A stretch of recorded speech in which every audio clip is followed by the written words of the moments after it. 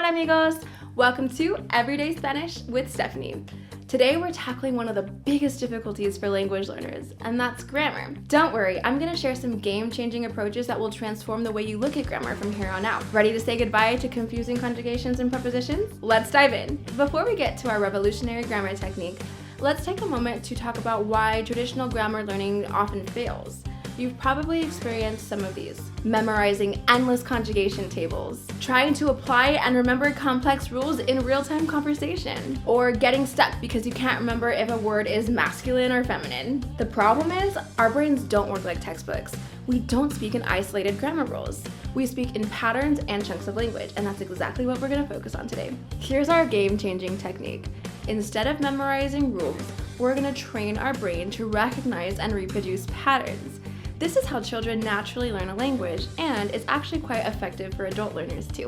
Here's why it works. It's more intuitive and less overwhelming. It allows you to produce correct Spanish without overthinking, and it's closer to the way that native speakers use the language. Let me show you how powerful this can be with just one pattern. Instead of memorizing a conjugation table, we're gonna learn the pattern. O, as, a, amos, ais, an.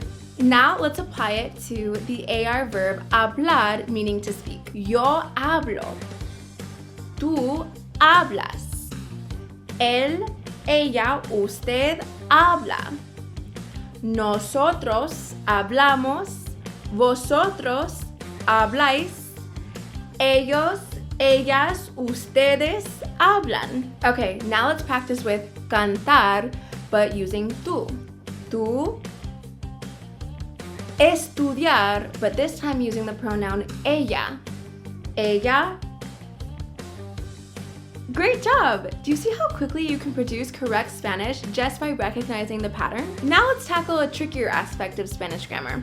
When to use ser versus estar. Instead of memorizing the rules, let's look for the patterns. Use ser when talking about identity. For example, yo soy Stephanie. Or occupation. Ella es doctora. Or even characteristics. La casa es grande. Use estar for temporary states like yo estoy cansada, or emotions. Ellos están felices, or locations. El libro está en la mesa. Let's practice. I'll give you a sentence. First, think about whether the verb should be ser or estar, then think about conjugating that verb correctly for the sentence. So, how about the movie is interesting? In Spanish, would we use ser or estar? La película blank interesante.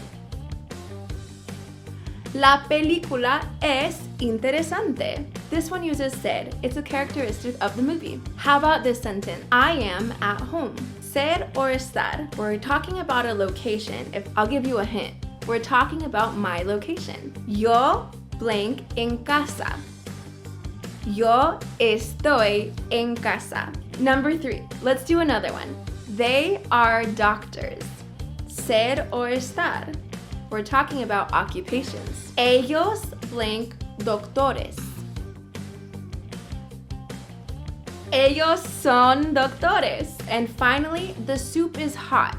We're talking about a temporary state. La sopa blank caliente. La sopa está caliente. Let's look at another pattern. Object pronouns. Instead of memorizing tables, think of it this way. If it's the subject of a sentence, use yo, tú, él, ella, nosotros, vosotros, ellos, ellas, or ustedes. If it's the object, use me, te, lo, la, nos, os, los, or las. Here are some examples. Yo lo veo. This means I see him or I see it. Él me ve. This means he sees me. Let's practice. How would you say I give it to you? Yo te lo doy. Or how about she sees us? Ella nos ve. Or how about this one? We call them. Nosotros los llamamos. Or if the group of them is all female, you would say nosotros las llamamos. Now let's combine these patterns in a conversation. I'll play both parts. Hola, ¿cómo estás? Estoy bien, gracias. Sí, lo hablo un poco. No, soy de México. Estudio en casa. Me gusta mucho el idioma. ¡Qué bueno! Si necesitas ayuda, puedo ayudarte. Gracias. Lo aprecio mucho. See how we used all the patterns we learned? Let's break it down. Person B was asking person A, ¿tú hablas español? We were able to conjugate hablas to match the subject tú. Person A was able to respond using hablo. Sí, lo hablo, referring to Spanish. Then person A asked person B where they are from. They use ser to talk about identity.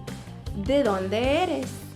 Person B then responded, soy de México. The conversation continued to use AR verbs conjugated with their proper pronouns. ¿Estudias? ¿Dónde estudias? Person A responds, estudio en casa, conjugated in the yo form. Finally, person B offered to help, saying, puedo ayudarte. I can help you. Your turn. Let's create a dialogue together.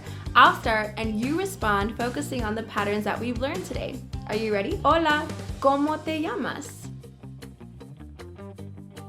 Interesante. ¿Qué haces para aprender español? Great job! You're already using these patterns naturally. Now that you understand the power of patterns, it's time to supercharge your learning with immersion. The more Spanish you see and hear, the more your brain will start to naturally pick up on these patterns. Here are a few ways that you can immerse yourself. Watch Spanish TV shows or movies. Listen to Spanish podcasts or music. Read Spanish books or news articles. Practice speaking Spanish with language exchange partners. Remember, every bit of exposure helps reinforce these patterns in your mind. And there you have it, amigos. You've just learned a powerful new approach to Spanish grammar. By focusing on patterns instead of rules, you'll find yourself speaking more confidently and naturally in no time. Remember, language learning is a journey. Be patient with yourself and celebrate every progress along the way. With consistent practice and exposure, these patterns will soon become second nature. If you found this video helpful, be sure to like, subscribe, and share it with your fellow Spanish learners.